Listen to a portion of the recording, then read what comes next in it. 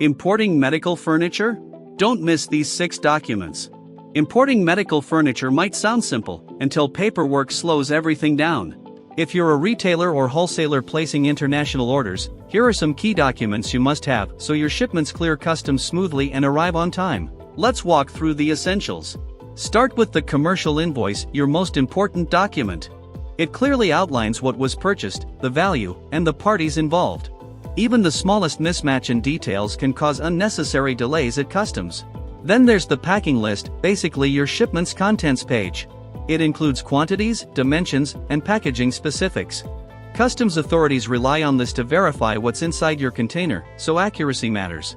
You'll also need a bill of lading. This serves as proof of shipment and helps you claim your goods at the port of arrival. Next, the certificate of origin is often required to prove where your medical furniture was manufactured.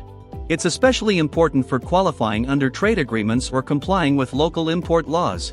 Don't forget about import licenses and permits. These may be mandatory in some countries, particularly for hospital and laboratory furniture. Without the right license, your goods might not get cleared at all. And finally, compliance certificates are crucial in healthcare. Certifications like ISO, CE, or others validate that your furniture meets safety, hygiene, and durability standards expected in medical environments. At Stellar Medico, we simplified the entire process, ensuring every document is in place, every shipment is compliant, and every delivery stays on schedule. Need stress-free sourcing for your next order?